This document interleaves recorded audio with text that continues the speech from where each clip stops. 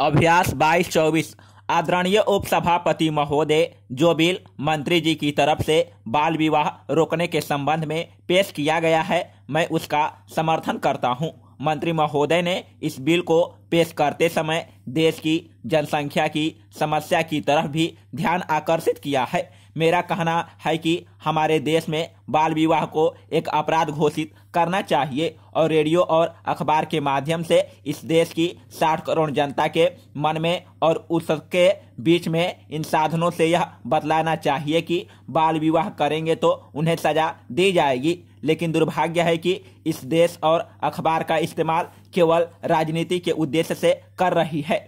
उपसभापति जी, इस कानून को लाने के पहले भी सरकार का उद्देश्य यह रहा कि हमारे देश में जनसंख्या की जो बाढ़ आ रही है उस पर नियंत्रण कैसे किया जाए, और यह हिंदुस्तान के लिए एक बहुत बड़ी समस्या है। आप जानते हैं कि जब हम लोग इकट्ठे थे, यानी हिंदुस्तान, बांग्लादेश और पाकिस्तान, और हम तीनों की आज़ादी की लड़ाई लड़ रहे थे, उस समय हिंदुस्तान की आबादी 40 करोड़ थी। अब कुल आबादी केवल हिंदुस्तान की 62 करोड़ है, बांग्लादेश की 12 करोड़ है और पाकिस्तान की 10 करोड़ है, यानी 80 करोड़ हिंदुस्तान की आबादी हो चुकी है। हम अपने देश की जो भी विकास कर रहे हैं, इसका हमारे विकास के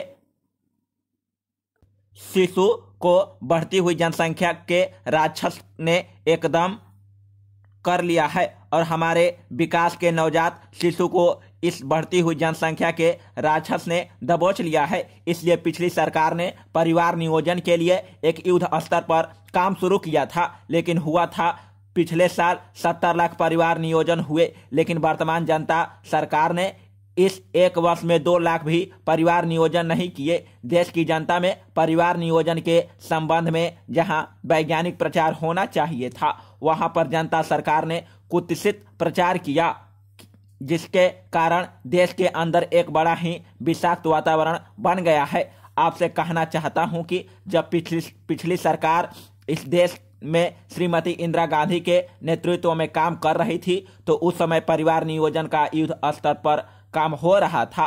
उस जमाने में हमारे इलाके में बाढ़ आई हुई थी। बाढ़ के खत्म होने के बाद गांव में बीमारी की रक्षा के लिए डॉक्टर लोग गांव में जा करके चेचक के टीका लगा रहे थे, तो विरोधी दल के लोग, जिनकी बहुमत चली, और राष्ट्रीय स्वयंसेवक संघ के लोगों ने यह प्रचार किया कि ये टीके चेचक के नहीं हैं, बल्कि ये टीके ऐसे हैं जिससे लोग नपुंसक हो जाएं और जिनके कभी बच्चे पैदा न हो। इस तरह से पूरे देश के अंदर कश्मीर से लेकर कन्याकुमारी तक एक झूठा और गलत प्रचार करके इस देश के अंदर जो कार्य परिवार नियोजन के लिए हो रहा था उसे रोक दिया।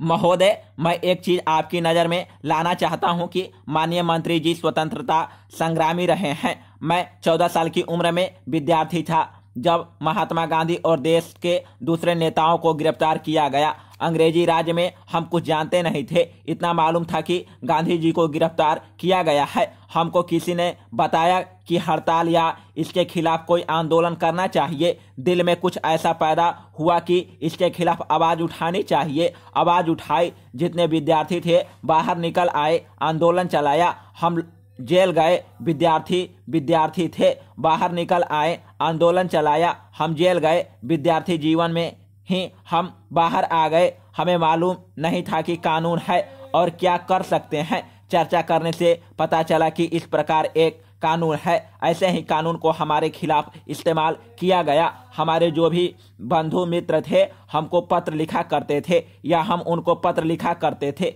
उनके पत्र न हमको मिले और न हमारे उनको मिले। जब हम बाहर आए और पूछा कि हमने जो पत्र लिखे थे आपने उनका जवाब क्यों नहीं दिया, तो कहने लगे कि हमको आपके पत्र नहीं मिले। हमने कहा कि हमें भी तुम्हारे पत्र नहीं मिले। इसका मतलब यह है कि इस कानून का उस वक्त भी इस्तेमाल किया गया था। हमें इस चीज को देखना है कि अंग्रेज हो या निजाम की सरकार हो, सब एक ही है। वे अपने फायदे के लिए इस कानून का इस्तेमाल करते थे। हो सकता है कि आप अच्छे आदमी हो, इसका इस्तेमाल नहीं करते हो। इस जगह पर कोई दूसरा नेता आए तो और वह खराब आदमी हो तो वह अपनी सत्ता को किसी तरीके से छोड़ना नहीं चाहेगा, उसको कायम रखना चाहेगा और इसलिए वह इसका इस्तेमाल करेगा। लोगों की जो रहस्यमय चीजें हैं आपस की, परिवार की, संगे संबंधियों की, इसके जरिए उन सबको देखा जा सकता है। हम चाहते हैं कि यह चीज खत्म होनी चाहिए। मैं यह नहीं कहता कि मंत्री जी इससे सहमत नहीं है, सहमत जरूर है। हो सकता है कि उनकी भी कुछ मजबूरियां हो। क्या मजबूरियां हैं सिर्फ वे ही जानते हैं।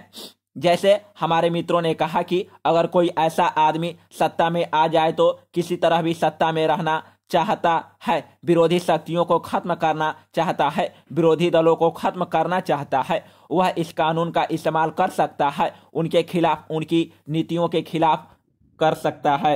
यह बड़ा खतरनाक कानून है, इसको बदलना ही चाहिए। श्री गोपाल स्वामी ने इसको बदलने की जो बात कही है वह बिल्कुल साफ है। यह कानून अंग्रेजों की सत्ता के लिए था, हमारे लिए यह नहीं है। जनता की चुनी हुई सरकार के लिए इस कानून को बनाए रखना शोभा नहीं देता है। पोस्टल आर्टिकल में कहा गया है कि सरकार को कोई अख्तियार नहीं है।